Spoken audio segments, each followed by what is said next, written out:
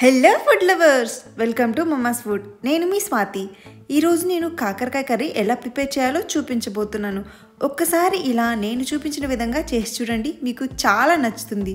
అస్సలు చేదు అనేదే లేకుండా చాలా రుచిగా ఉంటుందండి. తప్పకుండా ట్రై చేయాల్సిన రెసిపీ.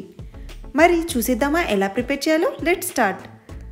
నేను ఇక్కడ కాకరకాయ కర్రీ కోసం 1/2 కిలో కాకరకాయలను శుభ్రంగా వాష్ చేసి తీసుకుంటున్నాను.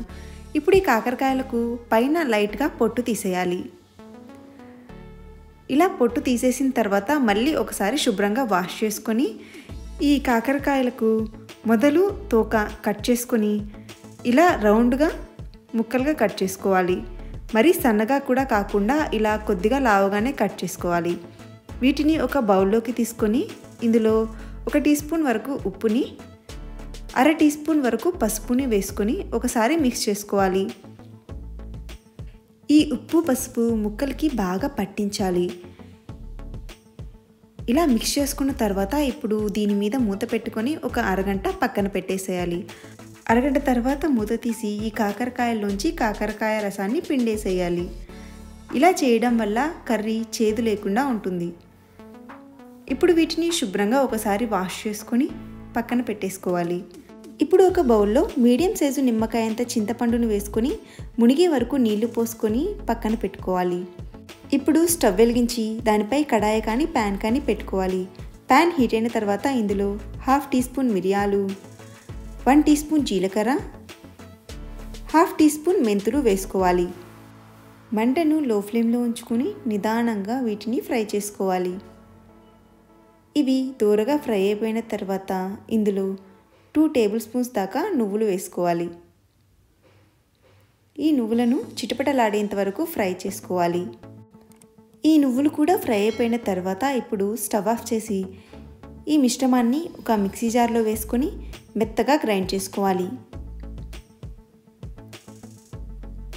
చూడండి, ఇక్కడ వీడియోలో చూస్తున్నారు కదా, వీటిని ఇలా మెత్తగా గ్రైండ్ చేసుకోవాలి.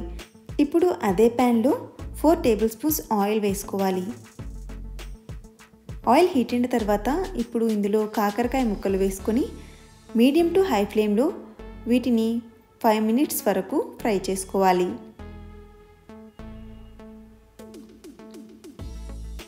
దాదాపు 5 to 6 మినిట్స్కి కాకరకాయలు ఇలా బ్రౌన్ కలర్కి టర్న్ అయిపోతాయి. ఇప్పుడు వీటిని తీసి ఒక ప్లేట్లో వేసుకోవాలి. ఇలా ప్లేట్లోకి తీసుకున్న తర్వాత ఇప్పుడు అదే ఆయిల్లో 1 టేబుల్ స్పూన్ వరకు పోపు దినుసులు వేసుకోవాలి. ఆవాలు, జీలకర్ర, పచ్చిశనగపప్పు, మినప్పప్పు వీటన్నిటిని కలిపి 1 టేబుల్ స్పూన్ వరకు వేసుకోవాలి. తర్వాత ఒక 5-6 వెల్లుల్లిని పొట్టు తీసేసి కచ్చాపచ్చాగా దంచుకొని వేసుకోవాలి. వీటిని కొద్దిగా ఫ్రై చేసుకోవాలి. తర్వాత ఇందులో ఒక మీడియం సైజ్ ఆనియన్ని ఇలా సన్న ముక్కలుగా కట్ చేసుకొని వేసుకోవాలి. 2 రెమ్మల కరివేపాకు కూడా వేసుకొని వీటిని ఫ్రై చేసుకోవాలి. మంట మీడియం ఫ్లేమ్లో ఉంచుకొని జస్ట్ ఒక 2 మినిట్స్ ఫ్రై చేసుకోవాలి. ఇలా ఫ్రై అయిపోయిన తర్వాత ఇందులో ఒక మీడియం సైజు టమాటోని ఇలా ముక్కలుగా కట్ చేసుకొని యాడ్ చేసుకోవాలి. ఒకసారి బాగా మిక్స్ చేసుకొని ఈ టమాటోస్ మెత్తగా మగ్గేంత వరకు మూత పెట్టుకొని కుక్ చేసుకోవాలి.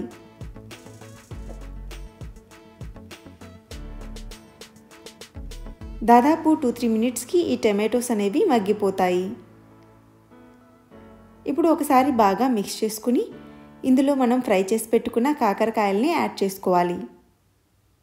తర్వాత ఇందులో రుచికి సరిపడా ఉప్పుని, మీ టేస్ట్కి తగ్గట్టుగా 1.5 టీ స్పూన్ నుండి 2 టీ స్పూన్స్ వరకు కారాన్ని, 1/2 టీ స్పూన్ పసుపుని యాడ్ చేసుకుని ఒకసారి బాగా మిక్స్ చేసుకోవాలి.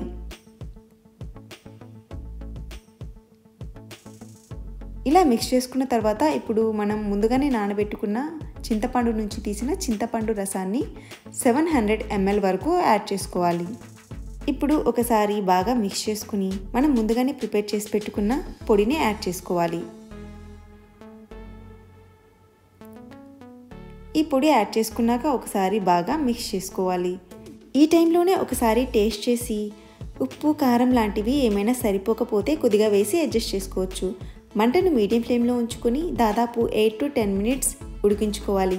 కర్రీ అనేది ఇలా చిక్కగా గ్రేవీ కన్సిస్టెన్సీకి వచ్చాక కొద్దిగా కొత్తిమీర వేసి ఒకసారి బాగా మిక్స్ చేసి స్టవ్ ఆఫ్ చేసి సర్వ్ చేసుకోవడమే. అంతే, వేడివేడిగా కాకరకాయ కర్రీ రెడీ అయిపోయింది. ఇది అన్నంలోకి కానీ చపాతీలోకి కానీ తిన్నారంటే చాలా చాలా రుచిగా ఉంటుంది. ఒక్కసారి ఇలా చేశారంటే ఇక ఎప్పుడు ఇలానే చేసుకుని తింటారు, అంత రుచిగా ఉంటుంది. మరి చూశారు కదా కాకరకాయ కర్రీ ఎలా ప్రిపేర్ చేయాలో. మీకు నచ్చిందా? అయితే తప్పకుండా ట్రై చేయండి. మీ ఫ్రెండ్స్ అండ్ రిలేటివ్స్తో షేర్ చేసుకోండి. ఇలాంటి మరిన్ని టేస్టీ వంటల కోసం మన ఛానల్ని సబ్స్క్రైబ్ చేసుకోవడం మర్చిపోకండి. Thank you for watching.